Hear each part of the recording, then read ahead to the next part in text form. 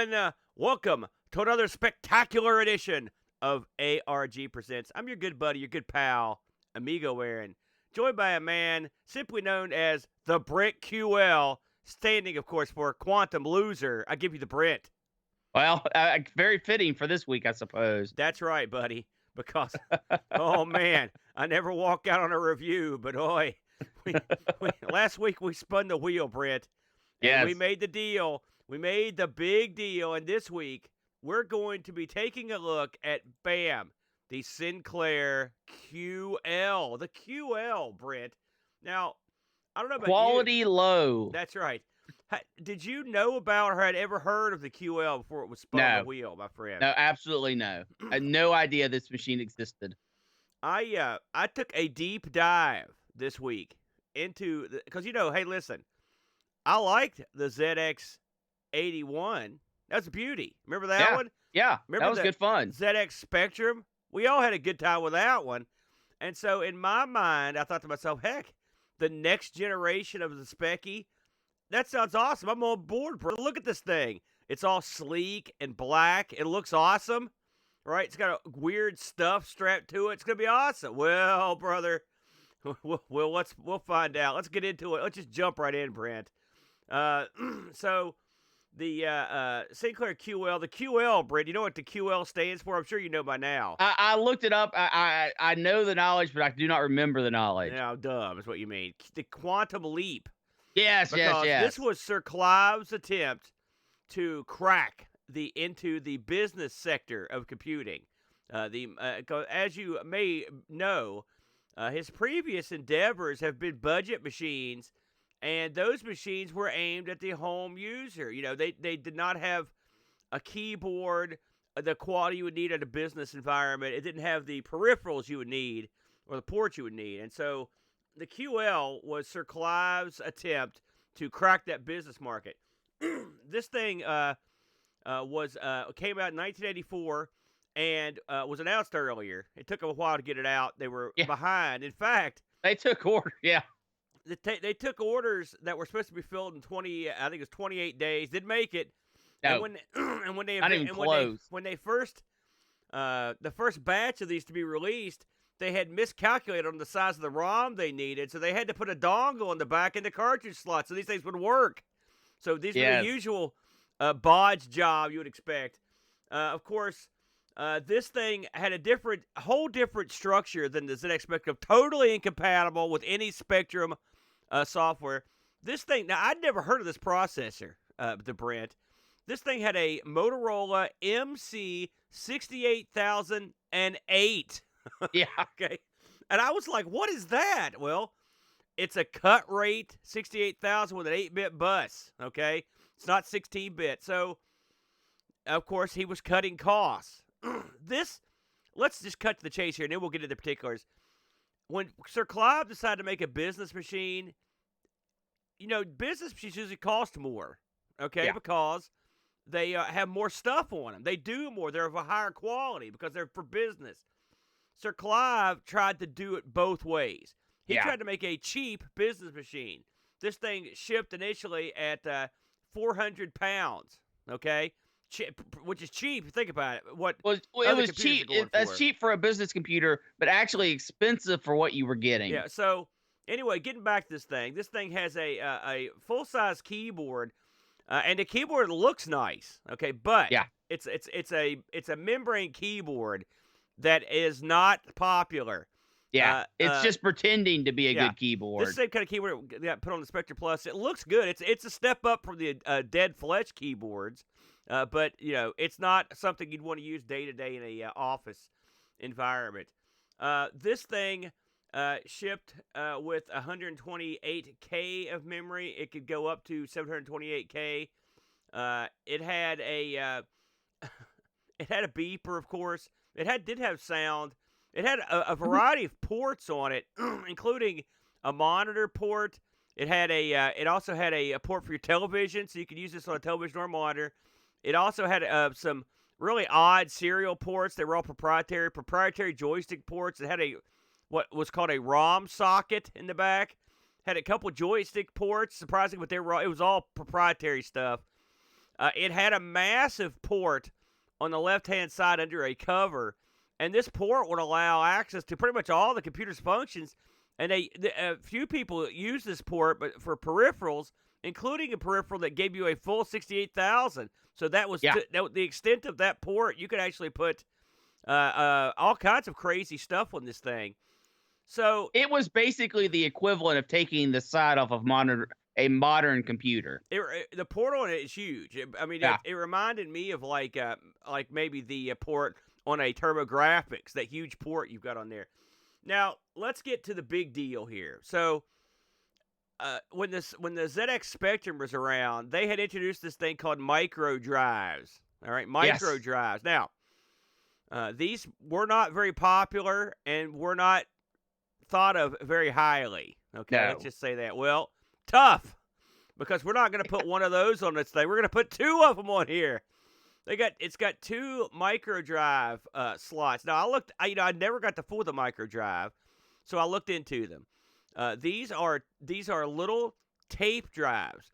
Each tape will hold about 100K. Now you got to consider that's a couple 100K short of what a floppy disk would hold back in the day at that time. These things ran very quick. They were not slow. Faster than a floppy drive. Yeah, well, yeah. Usually. And they would loop. And they were neat little devices. Now here's the downside of these things. They were tapes.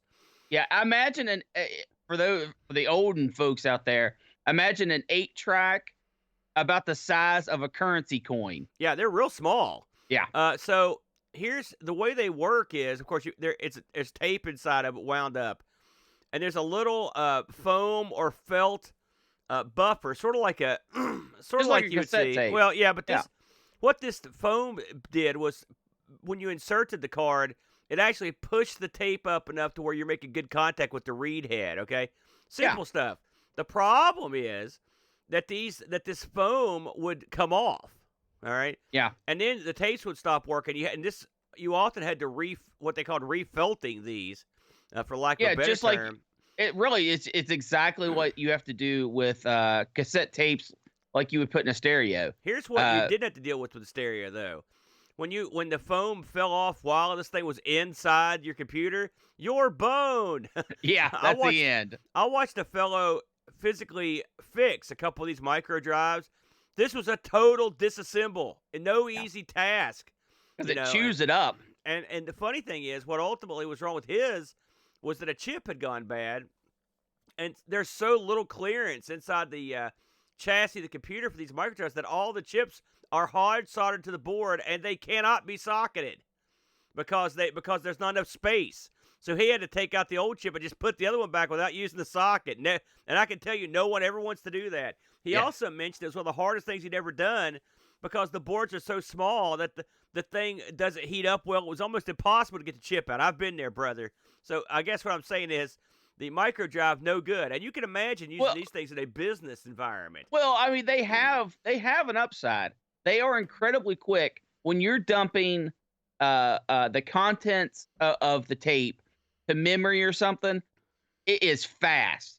It whizzes through the entire reel of tape in a matter of seconds. It's fast, but I mean, if it's broke, who cares? I didn't say it was good. I said it was fast. So when these things finally shipped out, and once they got all the problems sort of ironed out, and they shipped them, they didn't do well. Sir Clive announced this machine about 4 or 5 days before Apple announced this line of Macs. Okay. Yeah. So suddenly, Sir Clive is competing with Microsoft and Intel, you know, on the PC area, IBM in the PC area. Plus, you're also competing with Apple's business computers. Yes. And what you're now, granted, those were several leaps higher in price.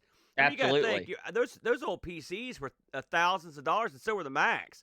Yeah. So you're talking literally adding a zero to the back end of the price. But the thing is, when you're in a business environment, you've got the money and you want something that works. That's the bottom line.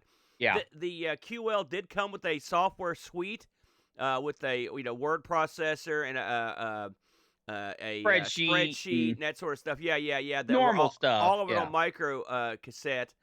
So that was nice, but they weren't thought of very well. The computer, when you turn it on, it comes up and asks you if you've got a monitor or TV. So it'll format the screen depending on what you've got to make it easier to read. Yeah, the number of columns and stuff. Yeah. It used a sort of a proprietary Basic Plus. I have to say, I'll give this thing one bit of credit. Is when you boot this thing up into Basic, you've got the screen is divided into 3 parts. There's a left and right half of the screen at the top, and then at the bottom of the screen, all the way across, is a third window. And this is the window you type in, and then as you're typing the program, it's listed on the left-hand side at the top of the screen.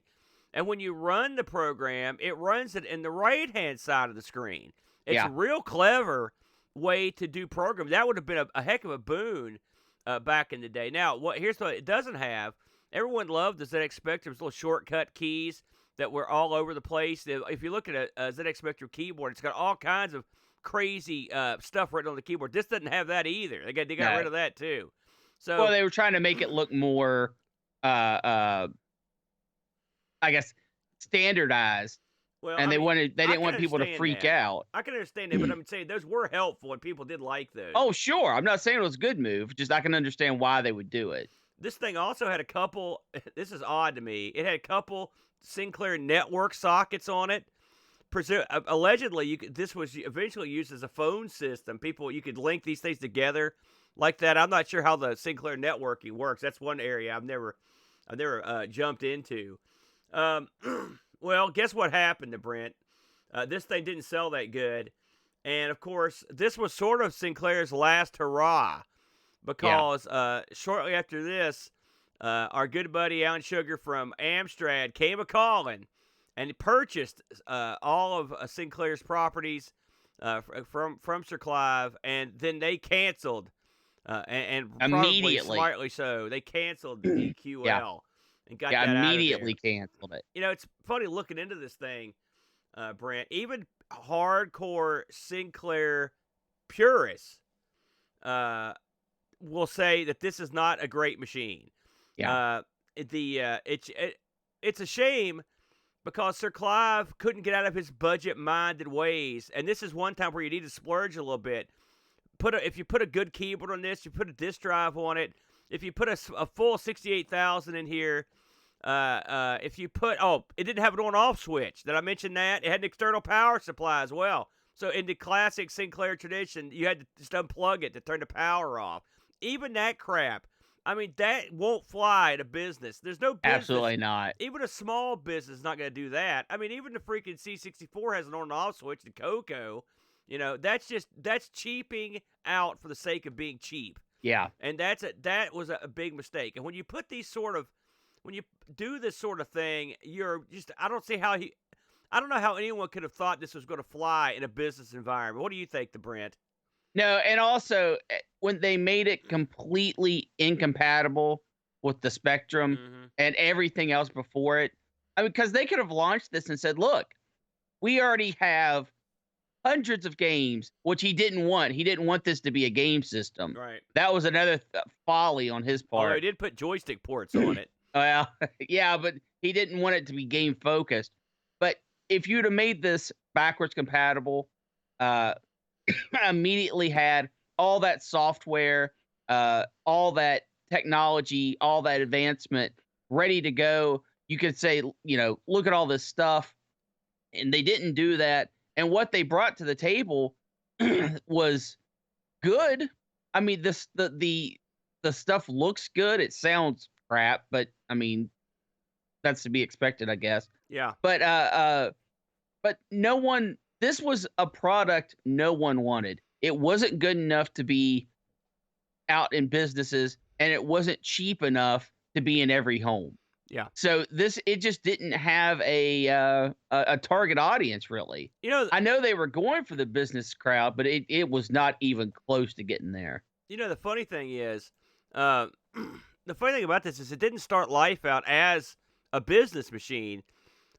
From what I read initially, this was going to serve as a computer that had almost like a laptop. It was going to have a built-in monitor using Sinclair's flat screen technology, but they couldn't make that work, and so it kind of morphed into this. And yeah, they. I just here think about it. I mean, it's a good looking machine. You've got It's that. okay looking, yeah. It's got that classic sort of Rick Dickinson look. He really pulled. I think it's a good looking machine. I think the keyboard looks better than it is. Yeah, but you've got that huge Well, that's where I'm mass going. to the right. Right. Here's what you do. You need one. Listen. They could have made this almost like their Amiga in a way. They could have if you put the 68,000 in there. You put the floppy in there. Even if you don't have the custom chips like an Amiga's got, what you do have is plenty of oomph for a business environment. You put it on off switch. It didn't have a parallel port for God's sakes. Yeah. Right. And this is how's that going to fly in a business environment where you've got all those dot matrix printers, all the parallel port printers? That's a huge oversight. And and then the serial ports are all goofy. If this were to be redesigned today, you jettison the micro drives, you put in your floppies, you put in the 68,000, the whole 68,000, you put standard ports on the back, you get this thing ready to rock and roll. But which, of course, the cost would have went up probably double. But I mean, that's the way it goes. They wanted to control the environment. They wanted to. I mean, you can tell that by the media that they put in it. Yeah, they wanted you to have to come to them for all of your needs. And well, that's a tough sell. Yeah. And they certainly did not bring enough to the table to pull it off. And one final thought on those micro drives. Ironically, those things were difficult. The cartridges were difficult to manufacture, and so were the drives. And so you had a lot of people that had those things broken. The tapes would stop working quickly. You had to go to certain people to get the tapes at a premium. So when you're even as a cost-cutting measure, it ended up being more trouble than it was worth by a long shot. So this is one of those machines. Sometimes you see like a near miss. This one was a complete miss. They completely blew it on this one, and then it was gone. It was that quick. So you're probably now, Aaron, how much of that do you think was being rushed to be out before Apple? Well, I'd say some of it, but let's face facts. This thing was designed long before that announcement to have all this extra crap that we don't like in it. So yeah. So I don't think really. It doesn't really matter when they announced it. This thing wasn't doing nothing. It was boned. All right, fair enough. Fair enough.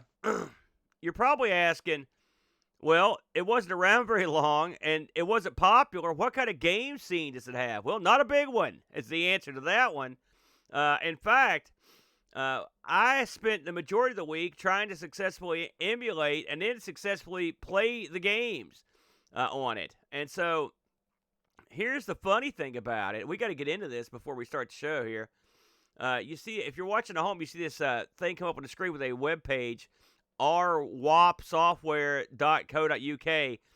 I had to basically give up on trying to play my game with an emulator because I couldn't find it. I could find an image version, but I couldn't get it to play.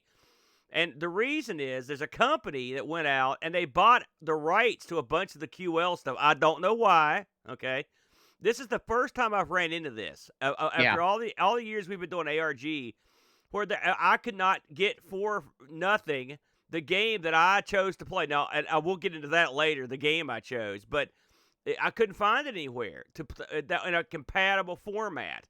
And that's because this one company bought up all the rights. Now, they've had a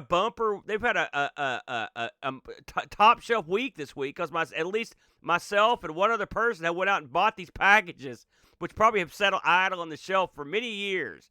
But we bought the package required to play the two games we selected this week. I will say the package works. And it doesn't require you to do anything but hit a button and start the game. So it's a decent package. But I paid $10 US, give or take, for the package to play these games. Brent, what do you think about these companies that are sort of, I don't want to say, well, I mean, they're basically going up and buying these old properties and then charging for them like that. I mean, you're talking about a crap game on a failed system from 1983 or 84. What do you think about this? How do we feel about it? Because we had a debate in Discord about it. And where some people were telling me, yeah, you need to go ahead and buy it from them and support them. And I'm thinking to myself, I've never done that. And we've been playing stuff from everyone ever without paying for any of this stuff. What do you think? Well, that's not true. We paid for the new stuff. Yeah. We've paid for plenty of stuff on this show. You know what I mean, though? I mean, talk to stuff like this. I'll be honest with you, Aaron. I'm okay with it. And here's why. If they were just putting a paywall up on ROMs because let's not fool ourselves here. None of the money that we put out to buy this package is ever making its way back to the original developers. Yes. Okay, that's not happening. That's true. And if it is happening, I hope that the company that is in possession of these ROMs corrects me, and I will happily make a statement on our next show if that is the case. If somehow the money is funneling back to the developers, please let me know. I don't believe that it is. So what you have here is a group that has came in, swooped up all these properties, and is now profiting off of other people's work. If that was all it was, I would not be in for that. Excuse me, I would not be for that. But what they have done is they have taken those properties and they have packaged it in a very simple, very playable way. It is literally click to open the program. You choose the game. It's a very basic interface. It's just screenshot It's got of the game, instructions, and maybe a tidbit of text hints and that kind of thing. It's a minimal effort, but minimal in this regard is enough. And since they have done that, and they have made it very easy for someone to pick this up and play, the price I feel is actually very reasonable. I am okay with this. Now, do I think I would actually be happy if more systems had these type of packages? If it was done, if they're not just paywalling up this old software and not having a interface and an emulator making it easy, ready to go. I'm not for that.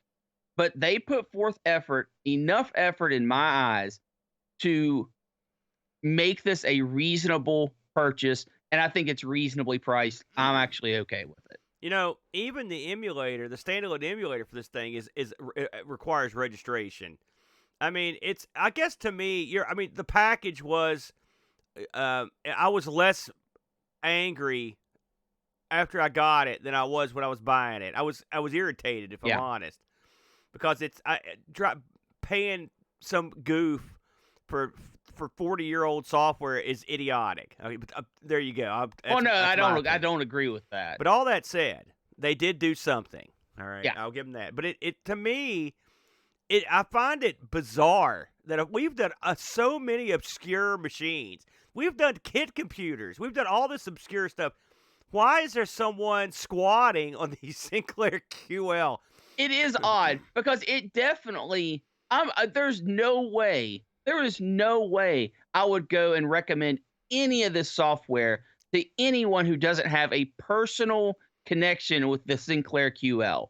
If you remember playing these games as a kid and you want to re-experience them, thumbs up, spend the $8, get the package, good to go. But there is nothing of any quality on this system. And we'll get into that a little bit more when we talk about our games. But as it is, the way it's packaged, I'm okay with it. Yeah, I would much rather have this than nothing. It's a strange one. We almost had things nothing. Not to have been done. Also, I hope that when they bought all the copyrights, they dumped all of the games and all the ROMs themselves, and they didn't just go and hork other people's dumps. There's no way to know that, and I would assume that they probably did since they legally bought the rights. But hopefully they are on the up and up on the level on this. Something else that kind of irritates me is we bought Volume 1. I think there's like 3 or 4 volumes. Listen, put all this stuff in one volume. I mean, who are we fooling here? Yeah, it's kind of crazy. We're paying. You've got 3 or 4 volumes of these games. I don't know, man. It doesn't sit well with me, but it is what it is. So, with all that said, we were tasked. By God, we'll do it. We'll pay any price, Brent.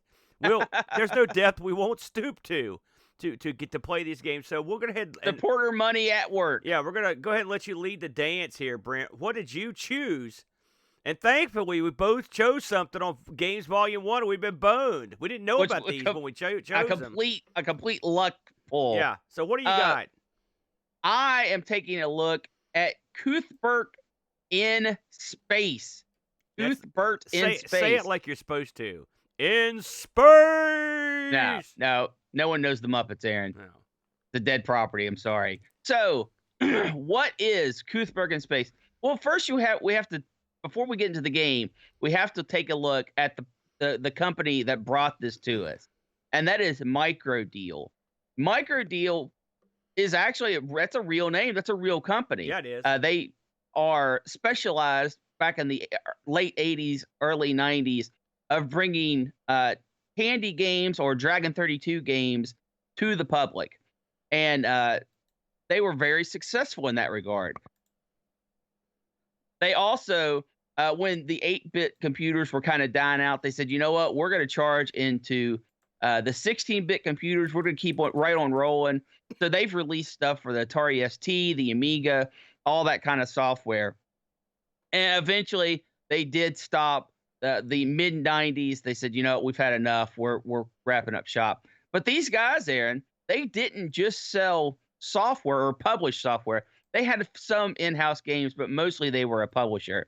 They also sold Cuthbert branded cassettes and discs because Koothberg was a big deal, Aaron. Yeah, I played him on the Coco, man. yeah. He has Koothberg Goes Walkabout. That's the one. That's the very first Koothberg game ever played, right there. Koothberg Goes Digging. Koothberg in the Jungle. Koothberg in the Mines. Koothberg in Space. King Koothberg. Then you also have Koothberg Enters the Tomb of Doom. Oh, man. I got to check that one out. He gets around. Koothberg in the Cooler. And Koothberg and the Golden Chalice. This was sort of a nondescript mascot for Microdeal and some other people too. Sometimes they would just have a game and they weren't sure how to publish it. So they would just slap his name on it and there you go. Instant recognizable name. So this was released in 94 on most systems and 95 on some other platforms. This made its way to the Commodore 16 Plus, the Commodore 64, the Dragon 32 and the Dragon 64, and the TRS-80, and also the Sinclair QL, which, talk about a weird thing, a weird outlier.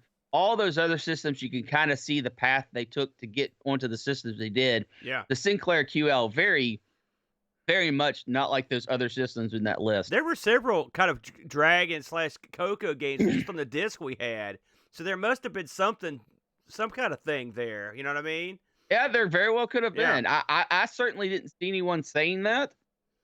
Like the King was on there, and the King plays very similarly to the Coco version. It looks a lot like it too. It's not as good, but it's close. Yeah. We'll talk about maybe that okay, another day. So what is Koothberg in Space? This is a arcade single screen shooter flight sim kind of deal. Yeah. Imagine trying to describe Joust to someone, and that's a good place to start. So you have a mothership at the bottom of your screen. The mothership. And its only purpose is to serve as a base for you to gather things and then come back to. Otherwise, you have floating platforms with fuel pods on them. And you have to go land on these fuel pods and then bring them back to the ship. And while you're doing this, you have waves of enemies that are going from left to right and right to left on your screen that are trying to prevent you from loading this fuel into your ship. So you have full movement, up, down, left, right. And it is based off of a little bit of a space physics type of deal where you continuously drift down if you're doing nothing else. And you have to collect all the fuel. And once you do, You load it all into your ship, and then you just loot the planet. You literally loot packages will fall from the sky, and you fly around and collect them. These you don't have to bring back to your ship. You just collect them and you get them. And apparently the inhabitants of the planet are flying around trying to stop you, just like they did in the fuel stage. So in this game, you basically play the villain. I don't know how else to describe it. It's not like you've crashed on this planet and you're just trying to make do. You are literally stealing all of their fuel, looting their planet, and then flying to the next planet to do the same thing. I thought that was very odd. Yeah. The game plays incredibly fast. It is an incredibly fast game. You move. Well, it's fast and slow. No, it's it's fast, but it just takes forever. Each level takes a while to get through. No, I don't know what you're talking about. You're an insane man. Well, that's what you move around as fast as you could possibly imagine, to the point where it's a detriment. As you're collecting these fuel pods, your biggest danger is getting too close to the side of the screen and something from off screen coming in and killing you. There are 9 worlds, and after that fact, it repeats itself. Now, there's also one thing that I only got to trigger once, Aaron. I don't know if you experienced it or not at all, but every once in a while, when you're leaving the planet's inhabitants will kind of get the leg up on you, and they will attach bombs to your ship. No, I didn't see that. Okay. You have it comes up and it gives you an alert. I only experienced it once, like I said. It comes up, it gives you an alert that bombs have been attached to your ship, and you have to dial in coordinates to first travel to get supplies to remove the bombs, and then back to the mothership. Now, this is just literally text on the screen, and you are controlling numbers. Up and down does one set of numbers, and then left and right does another set of numbers. You dial in the first coordinates it tells you to put in, and it says, okay, great, you've got the equipment. Now you just need to get back to the ship. And then you dial in, you use the keys again to dial in the second set of numbers, and it says, okay, you did it. You saved the mothership. Now you can take off. The intensity here is that the whole section is timed. And I suppose if you don't get the numbers dialed in time, that your ship will explode and you'll lose a life. That's kind of neat that they added that. Yeah, it's neat in that it does something extra. Because the game itself, it's an arcade style game. It's very fast paced, and this kind of breaks up, adds a different type of tension. So it's a welcome change. It's a welcome little addition that they absolutely did not have to put in there, but they did, and I'm happy for it. Now, Aaron, I know you've played this game, obviously. Correct. Yes. Did you spend a whole lot of time shooting the natives of the planet, or were you more focused on just getting what you needed to get back to your ship? My normal strategy on this one was to basically go after the items, and then just as I was doing it, just hit the fire button a lot. Continuously? Yeah. And then, but not really go after them, because they really, for one thing, especially as you get into higher levels, this is another game where you could also start at a higher level if you want to. Yes, you could start on the second cycle. You could start. I actually could start on the 9th cycle. I mean, the second loop of board. Yeah, and let me tell you something. That's insanity at that level. It's a lot more fun. But this, I mostly just went after the items. I didn't go after the aliens per se. Yeah. The problem with having the aliens there is it actually prevents this from being a high score game. And the reason why I say this is there is no time limit to get the items back to your ship, which means you could easily farm the natives that are coming to try to stop you for endless score. Especially in the early levels, they don't move at a very fast pace. They always try to angle at your ship Um, but they're very easy to shoot down in the beginning. Now, later levels, they do move faster and there's more of them, which would make that strategy a little more of a risk. But on this early stages, be super easy. This game desperately needed a time limit for the collection portion of the game. And also, when you're looting the planet, you can stay on the loot screen for a long, long time.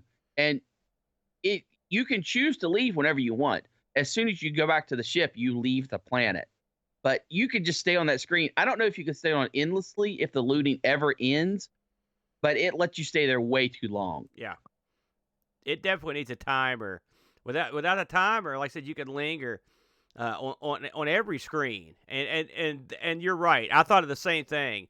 You could just sit there, and this is sort of like Time Pilot has a similar issue where you could stay in the first or second level and just continuously shoot guys as long as you can survive. And that's sort of the same thing here. I will say I was impressed that they at least had the ability to give multiple enemies. Like they didn't all look like. Sometimes you get the bells and looking things. Sometimes you get the psychedelic hamburgers. There's a couple different enemies. Yeah, the Saturn planet. Yeah, there's a few, and that's also welcome. The graphics in this are fine. They're these wild pinks and blues. I don't know if the QL is actually known for any kind of color palette like some of the other computers, but it's pleasing. The colors do change, and the board layout changes per planet. I sort of thought they could have done more with the layout. At first, I thought they were making it so you had to get certain fuel pods before you could gain access to other ones. Yeah. But really, that's not the case. And they could have done that. Out. Yeah, there were things they could have done. Yeah. By the way, you were asking the apparently the QL has a graphics mode. There's a 256 by 256 8 color, but I would suspect that this is in the 512 by 256 4 color mode. I think that's what we're looking at here is the 4 color mode. And I've been informed by chat. It is pronounced Cuthbert. Cuthbert. Yeah, I'll buy it. There you go. I'll buy that. This game, I could see this in a 1980s arcade. No. And I could see it being very popular. Oh yeah. No. This is your classic home game. No. I think this could have been right at home in an arcade, with a little more increased difficulty, a little bit better visuals. I think this would have been fine in arcade. And it plays an awful lot like an arcade type game. I enjoyed this, Aaron. I would say if you wanted to play this, you could check it out on one of the other systems and get the exact same experience as you do on the QL. And I would actually recommend, and I haven't, it's been so long since I've recommended a game on this show, but I would recommend checking this out if this style of game appeals to you, where it is just you going around, picking up, carrying back, shooting some aliens. It's good, quick fun. You're not going to spend days on it, but I gave it a couple hours and was still entertained to play it again. So that is something I haven't been able to say on this show for quite a while. Even watching the gameplay kind of makes me want to go and play it. Did you have that same experience? I think you kind of look like you hated this. Boring. And this is your oh no, this boring. is your classic old school game that you would see on these like 8-bit machines. There's not much to it. It's go out and get the thing, come back. It's sort of like a real. Listen, I mean, is this a basic playable game? Yes. Okay. Is there a fun that you could get out of this a little bit? But I mean, if you compare this to something like Jetpack on the ZX, right? For example, like that's a lot better. This is so much faster. Dude, I don't care how fast it is. It's just it's the same lame thing. It didn't do it for me.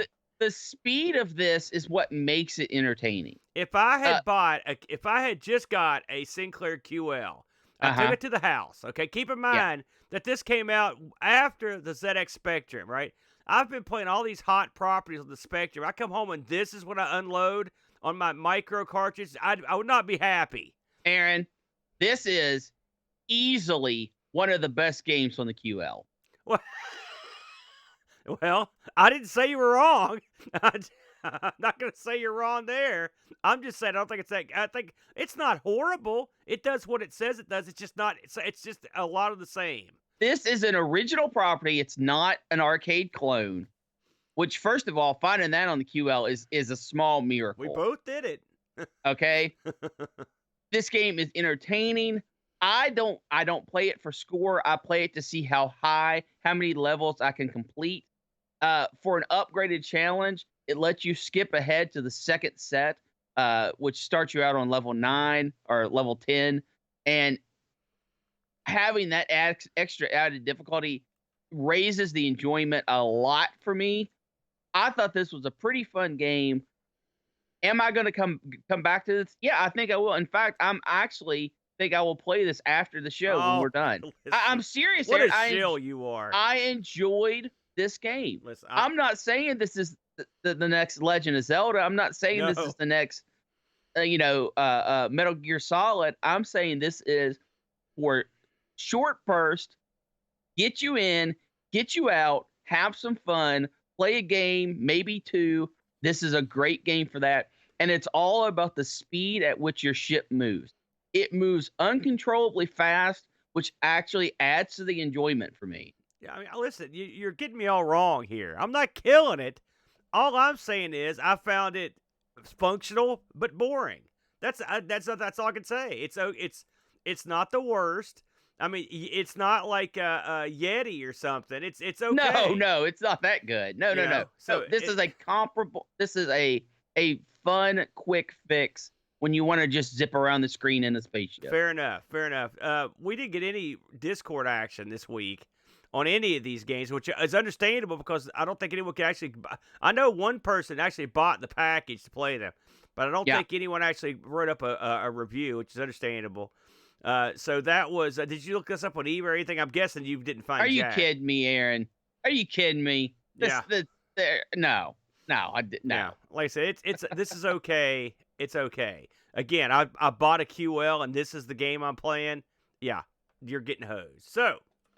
Best of the bunch. Well, I'm just saying. There you go. So, best of the original bunch. Now that we've some heard of the arcade clones were now fine. that we've heard from the rest, let's hear from the best, brother. I spent $8 US to bring this to you. I mean, literally, it was a week-long journey, and the journey ends here, Brent, when I bring you Jungle Eddi. Jungle Eddi. You know, much like the real Jungle Eddi, there's not much known about the game Jungle Eddi, but I'll give you what I found. This is published by Talent Computer Systems, developed by Graftsoft, which Graftsoft, as far as I can tell, was a fellow named Stefan Kuhn. He also did the game Lost Pharaoh on the QL. He also, I think I've got this right when I credit him with the following games, having looked him up. Wind Brick 96, Wind Brick 2000, 4 Flush, and Fight in the Dark, a personal favorite of mine. Oh, Fight in the Dark. All right. Fight in the Dark. Hey, don't do that unless you're prepared. This was released in '86, and I think it came. I mean, I know for a fact that it did come on micro tape, because keep in mind they did have that ROM thing in the back, but I don't know how much action that thing got. I don't think any for this time. I actually found someone who had sold one of these, and it had on micro. So apparently that's the way it came. You can, if you're looking at home, the box art for this thing looks like the old photocopied gimmick paper. So I'm guessing this one is wasn't widely circulated, not like your fancy Koothberg, who got all that fancy. Cuthbert. So a lot of you are probably asking yourself, sure, Amigo Aaron, Jungle Eddi sounds interesting, mysterious. Oh, but how do you play it? Well, good question. I'm still trying to figure that out myself. As soon as we figure it out, we'll let you know. So I'll read the description here, the Brent, and then we'll see. We can take it from there. Jungle Eddi is a platform game inspired by Underworld, which that I know about, and set in a jungle environment. The game consists of 5 levels with 20 screens each. The goal of the game is to find the door to the exit, but each of the 20 screens contains 2 doors. In most screens, entering one door makes the character appear at the other one until the real exit is found. The screens are connected by passing the screen border in any four directions. So it's a flip screen, scrolling action platformer. Let's go with that. Now, except there's no scrolling whatsoever. Well, it's a flip screen. You're right. There's not real scrolling, but it's a flip screen. So you play the titular character, Jungle Eddie, whose goal is to escape this forest. Now, upon first viewing of this game, one might look on, and much like I did when I decided to pick it without actually playing it, you think to yourself, hey, wait a minute. This looks okay. It starts off with a very nice opening screen with like a jungle tree. Like that doesn't look like a jungle at all. It's a palm tree and a beach. It's a palm tree and the beach. That's all you need to know, okay? It says Jungle Eddie on it. And then you get some options. You get the options are play the game or turn the sound off. Those are your options. That's all the options you need when you play Jungle Eddie. You really want to go with option 2 before you go with option 1. Listen, when I played this game, I co-hosted a little show called the Amigos, Brent. I've heard of them. And there's a game, an infamous game we played on that show that was a platforming game that is horrible. It's horrible, okay? It's called Top Banana, all right? This is clearly Top Banana, the chick from Top Banana's boyfriend is involved here because they have an eye-piercing abomination of a game here, except it plays worse than Top Banana. We finally found one. So let's talk about this. This game should be awesome. In all honesty, the graphics on this thing, they're also in that same sort of 4-color mode with the pinks and the greens, but you've got decent-looking trees. You've got your guy takes these crazy leaps, like headlong leaps, and it looks like a game that could be fun. All right, the controls are fairly simple. You think you move your guy left, right, up, and you move the guy left and right with the arrow keys, and up and down for ladders, and up, and then you jump. Okay, that's it. The problem is, well, there's 2 problems. One, your guy will jump by himself at the end of a ledge. You do nothing. So he'll just take off. That is a horror. That ruins the game. If you want the truth. That's one thing that ruins the game. Because if you get anywhere near the end of a ramp, he just takes off and jumps, and his jump isn't very good. Like if you use the spacebar jump, you get a full jump. With his jump, you don't. Okay. Secondly, you're in the branches of a tree. Okay. The branches of the tree. At the end of the branches, there's leaves and whatnot. At some point, hidden amongst the leaves is the end of that ramp. You may know where it is. You may not. You may be able to walk across leaves. You may not. We don't know. We don't know for sure. Sometimes you walk right across them, and sometimes you go right through them. Okay? So where are we? You can't tell where the levels end or the platforms end, and you also can't decide for yourself when to jump. Okay? Eddie can only fall so far. Okay? So he lunges out like an idiot. And also there are jumps off the flip screens onto other flip screens. Did I mention that? So a lot of times you're jumping without knowing where you're going. Blind jumping galore. Oh, yeah. And then so Eddie will plunge to his death quite often. I will say the plunge to your death animation is pretty good. I saw it enough times when you did it. Now, sometimes he can recover, but usually he just dies. Also, Jungle Eddie can't swim at all. So if you fall in the water, you're done. The doors, the aforementioned tree doors, work like they do in so many games where you go in one and come out the other one, the Brent. Except these are, you have to get in one door, out the other door, and then get off that screen to the next screen to keep moving upwards. I had an endless difficulty with this task. I play this game more than any man should. You can tell I'm a little irritated, can't you? Because I played this game a lot. I never successfully got off the first level. Not one time. Did you have any luck getting off any levels? Aaron, let me tell you my experience with this game. Please. I loaded up, right? Yeah. I foolishly turned sound on. Yeah. I hit start and I'm dead. Yeah. That quick. Literally, I did not move. I did not jump. I instantly died less than a second from starting my first game because the enemies in this game are randomly placed, and sometimes they will just put one where you start. Yeah. So my very first experience with this game was literally hitting start and dying. And I thought, oh, that's not good. And then I started playing the game. Something you failed to mention is Eddie actually has 3 jumps. He has the jump that he just decides to do himself. Yeah. When Horrible. sometimes you're walking off of a blind platform or Yeah. walking on something, he just jumps. You've got the second jump, which is your spacebar jump, where he moon jumps literally at this funky, like 60-degree angle. Yeah, he gets a lot of height. And he flies. Yeah. But there's a third jump. If you hit up and you're not Yes. trying to go up a ladder, you'll do sort of this 45-degree half jump. Yeah. Yeah, you're right. I did forget to mention that. And that's So so you've got 3 different leaps in this. So those are, first of all, another thing, it should not be Jungle Eddie. This should be Frogman. Yeah. Because that's how he jumps. He jumps at these weird angles. You also failed to mention the enemies in the game. Well, I was getting to them, but go ahead. The enemies in this game are lightning fast and instantly deadly. They just whip back and forth on the platform they are on at lightning speed. There are also other, like, bugs or something that float around that you can pick up.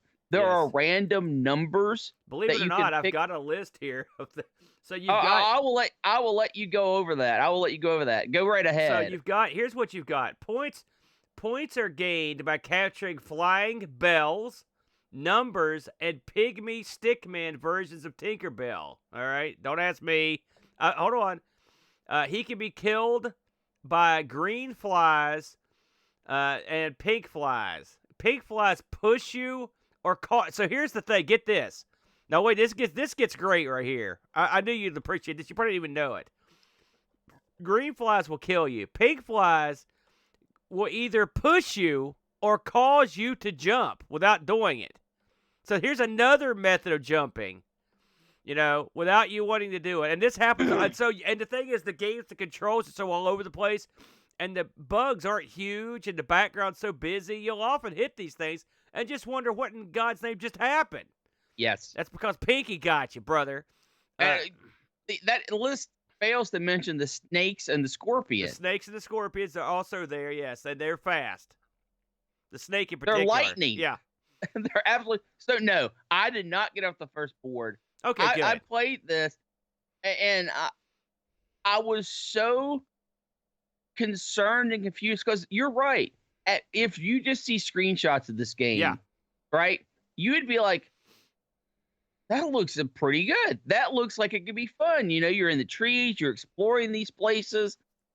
But when you play it, the game is so horrible.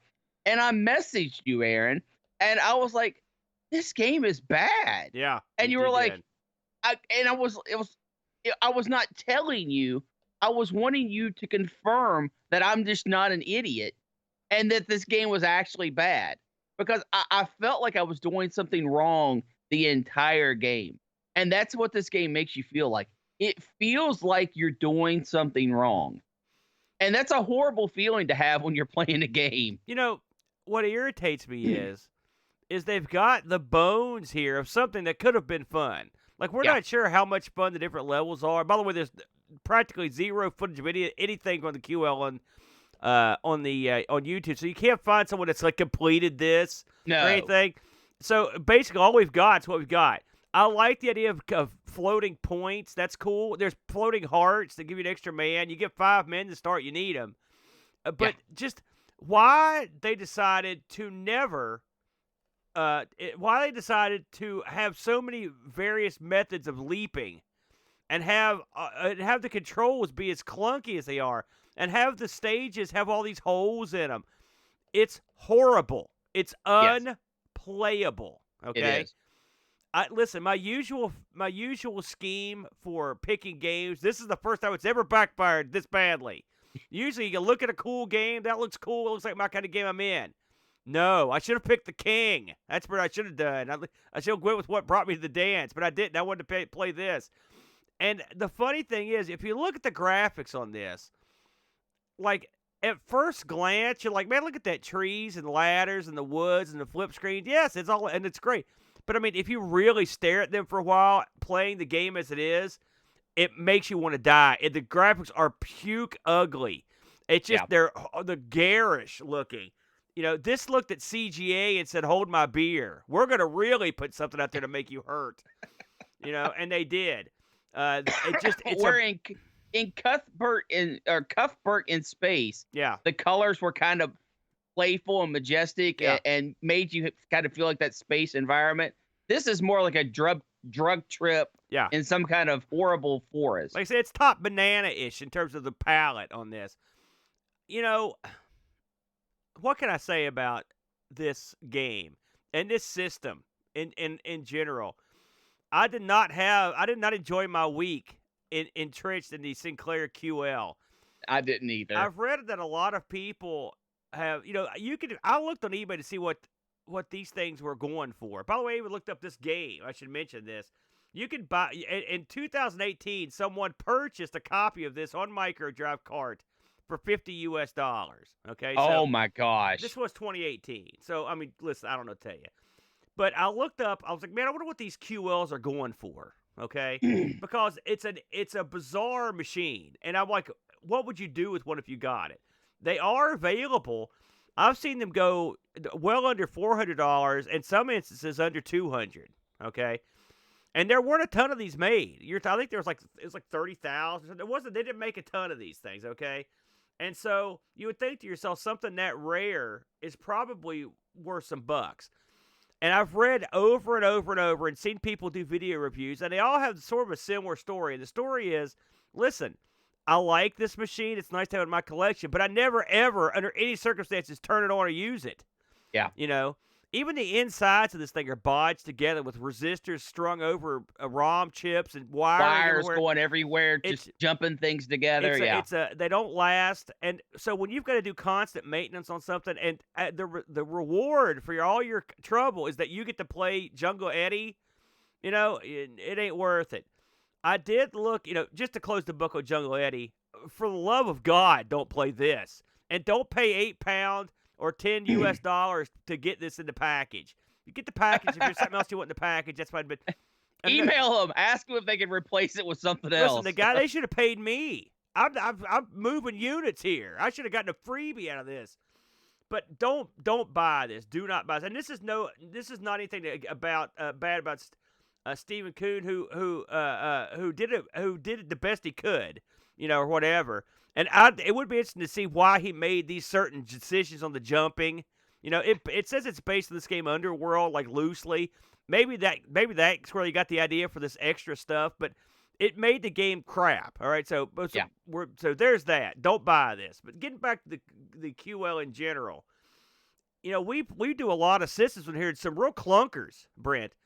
And I don't put the QL amongst the junkiest machines we ever played, but I do put it up there in terms of it's the fun factor of it. I mean, I don't think this thing is any good. Really, I think this is a big old dud. And I don't see any reason to add this to a collection unless you're a rabid Sinclair owner. Well, I mean, if you grew up with this, I can totally see it. Yeah. You know, if this was your childhood, we're not here to crap on it. But from an outsider looking in, I played through all the games in our collection. And the arcade ports are arcade ports. Oh, you played them all. What was your favorite? The Cuthbert In Space. Really? Yeah. I thought there were a lot of problems. All of the arcade. I thought the King was good. I thought it was pretty good. I did not think it was good. It had a lot of problems. When the fireball can beat you to the first ladder, that's no good. But that's neither here nor there. We're not reviewing that at the moment. And maybe we'll come back to the Sinclair QL and give a more in-depth review of some of those other games. As long as we play something on Games Disc Volume 1, I'm down. I'm not dropping those $10 US for Volume 2. That ain't gonna happen. But is this the most painful week I've had on ARG Presents? Oh gosh, no. No, because they listen to FM Towns is still out there. That week was brutal. Was the worst. That was the absolute worst. That was a tough one. Also, had program our own basic game wasn't much fun for me either. I enjoyed that. Yeah. But no, I don't know what else to say really. I wish this was better. Well, I wish it was all better. You know the one thing about this show that I love, right? You get stuck with a dud, right? You're like, man, God, can it get any worse? And it can. And the only way we'll find out is when we spin the wheel. Here we go. Yeah. So, this week, Brent, we've added a couple games. I did this because it's Christmas. This is my Christmas gift to your wife. We've added burger-based games suggested by your wife, Terry, to the wheel. We've also got our patented Retro Rewind piece. Let me hone this thing into view, the Brent here. Let's go to the close-up if we may. And, Brent, let's go into a little bit of talk on our good buddies over at Retro Rewind. RetroRewind.ca. You've heard us go on about them for a few weeks now. They've been sponsoring us. 'Tis the season to purchase goodies. And if you need electronic goodies for your various, thank you, Brent, for your various home computer needs, look no further than our good friends at RetroRewind.ca. They support the Commodore line of machines, everything from the C64, the C128, all the way up to your Amigas, your Amiga 500, Amiga 1000, all your advanced Amigas, Amiga 1200, 3000. They've got ROMs. They've got all your Kickstart, Workbench stuff. They've got caps. They'll sell you recapping kits. They will also sell you virtual drives. If you need, do you need some sort of drive for your machine that takes an SD card or USB? They've got them. They've got a nice array of carts for the C64 for your various SD card needs. And they've just added support for everyone's favorite underdog, the Tandy color computer. The Tandy color computer has the SDC cartridge-based solution with a SD card. It's a must-have, isn't it, Brent, this thing? It is. It really is. Yeah, and him branching out, picking up those systems, amazing stuff. Amazing stuff. Because you know, the one thing you know when you order from RetroRewind.ca is you're going to get quality stuff. So it's good to know that there's quality stuff out there for them. That's true. That's a good point there, Brent. You know, we want to thank Frank for sponsoring us, and he wants to thank you for purchasing from him.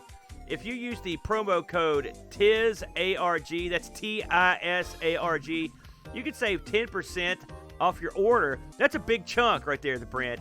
And, absolutely. And it's already cheap. Yeah, so. and he is also donating a portion of all the proceeds this Christmas to his local food bank up there in Toronto. Everyone needs a little hand up. Frank's a very charitable fellow, a good guy. He's taking care of business out there and giving to charity. He was a big supporter of Amigathon as well. We appreciated that, Frank. So use the code TISARG. Save yourself 10%. And whichever show's product code or promo code gets used the most this holiday, we'll be receiving two $50 gift cards, which we'll give away to the listeners. So that's a nice bonus, Brandon.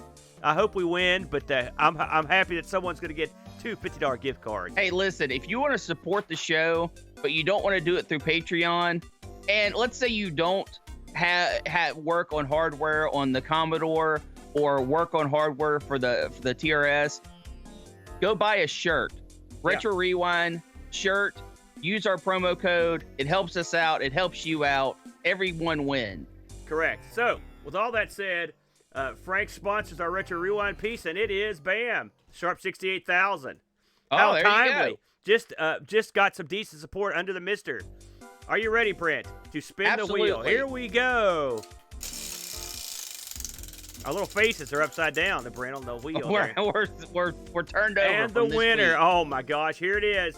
VCR games that aren't the Action Max. I didn't write that part. That's when I suggested the Brent. VCR games. Now, this is just dandy, and it's also timely, the Brent, because me and you can get together for this Christmas holiday and watch the VCR game Now, I guess we're going to watch 2 of these. Is that the plan on this? Or we're just going to do 1? Boy, I don't know, Aaron. Tackling 2 of these might be a challenge. Yeah, we may just do 1 group game, me and you, and then we'll decide. We can decide a fight if we like it or not. We'll see. We'll have to dig. I don't know if I can find a VCR game in a week. We'll have to see what's up. Oh, I know I can. Listen, before we go, just a couple things. We got a interesting comment on our show. It was episode 192, games based on British cartoons. On that show, we looked at Bangers and Mash for the ZX Spectrum and Mr. Bean for the Nintendo DS. Lo and behold, the fellow that worked on Bangers and Mash dropped a comment, Rich Stevenson. He said, "Great review, guys. Had me laughing. And yes, I did develop a lot of games on the Specky." Now, I went back to watch the review of Bangers and Mash, which is the game you picked for me to cover. I was pretty complimentary of this game, Brent, and you murdered it. I mean, you came down on this thing like an anvil. And I replied to the fellow, and I also mentioned, I was like, I wouldn't let my brother worry you. He's just a jerk, and he hates everything, And he said, he sort of threw this out there. He said, so many questions raised in the video. It was a pity you hadn't contacted me. I could have done a live Q&A. Well, we may do that. I may get in touch with Mr. Stevenson. I'd love to talk to one of these ZX developers. It's always neat when you get one of these guys that comment on Absolutely. this video. It's not that neat when you've murdered it. And so hopefully what I'd like to see happen is Rich gets like on a live video chat and just berates you. That would be great. I'd love to see that. Hey, I have many flaws that are exposed every week on this show. That's true. So That's true. Just drop the hammer. I'm a big boy. I can cry in a corner. I will say, games based on British cartoons, we've had a real rough production week on that episode, so it wasn't our best audio or video, but we did the best we could at the time. But yeah, check it out if you want to make a comment on it. I like it when our old stuff gets a look. Absolutely. And that one's not Always that fun. old. Of course, next week, as we record this, we're about 5 or 6 days away from Christmas, and it should be a good time. And I hope everyone out there, if you're celebrating the holidays, have a nice, happy holiday, and get together with your loved ones as best you can, despite the unpleasantness. I know it's put everyone in an odd spot, but I hope everyone has a good holiday season and is ready to go for New Year's. I want to mention that coming up, the Brent, holy smokes, in just a few weeks on New Year's Eve, it's all going down at Good Matt's house, the Amigos 2021-2022 New Year's Eve Super Bash. Holy smokes, it's going to be a happening. My buddy, the Good Matt, a.k.a. TSI Matt, a.k.a. Blow Jellyfish, he's having a shindig the likes of which you'll never see. It's a computerized shindig with all of our buddies there. All the Amigo families are gonna be coming around, the locals anyway, for a big, boozed up sing fest. It should be funny. We know a lot of people all over the world. There's a lot of lockdowns and stuff right now. We're lucky. We're still out moving around. I'm sure we're gonna get ours at some point, but for now, we're still good to go. And we're gonna have a big throwdown. It should be fun. It should be a good time. And that's going to go down on New Year's Eve. I'd say we'll probably kick it off around 7 o'clock Eastern Standard Time, the Brent. And we'll be broadcasting on Twitch. This is going to be a one-shot. They're never going to let us play this one again. Yeah, they're not going to let us it's a be there and experience it, or it gets lost in the ether. Yeah. Maybe that's something. Maybe we can sneak it on a Discord or something. We'll have to see. Listen, we would love, if you're back at the pad, no one just turns on one of these New Year's Eve celebrations with a ball drops and they're like, yay. But if you put us on the background while you're having a little bit of the bubbly, that's dandy. And if you're at the house, you're kind of bummed out, like, check us out, man. Say hi to us and try to celebrate with us and have a good time. We've all got to take a bite of the old rotten apple occasionally with this pandemic, and hopefully we'll all get past it sooner than later. Any final thoughts, Brent, before we take this thing to the house? My feet are cold. There you go. At least you're not wearing your robe this week, so you got that going. Merry Christmas, everybody. We will catch you guys on the next episode. Have a safe and happy holiday week. Everybody. Thanks for joining us today. We really hope you enjoyed the show. Special thank you to Duncan Styles for our vector style graphics and Bartbit for our amazing music. Would you like to help keep ARG spinning? You can do so at patreon.com/ARGpresents, just like these fine folks. Rollo, Olaf Hope, Terry Howard, Gary Heather, John Schaller, The Slow Norris, Frodo and L, Chris Foles, Mitiyama, Jason Warnes, Rob Black O'Hara, Andy Craig, Andy Jones, Kevin Bean, Machaco 6502, Anthony Jarvis, Steve Rasmussen, Bernhard Lucas, Dave Velociraptor, Graham W. Vetke, Raushi, Mr. B, David Terrence, Super Tech Boy, Oram, Sundown, Texas Foosballer, Air Shack, Retroalgy, John Dykeman, Jerry Dennington, Z9K9, and Mario Ramey. They all have access to our Discord channel and their names put and called out in the credits. Why don't you? If you have an idea for a wheel piece, you can email us at argpresents@mail.com. Be sure to visit our sponsor, RetroRewind.ca, and use promo code ARG10 to get 10% off your order. We film live every Sunday, 10 a.m. EDT. Hope to see you there.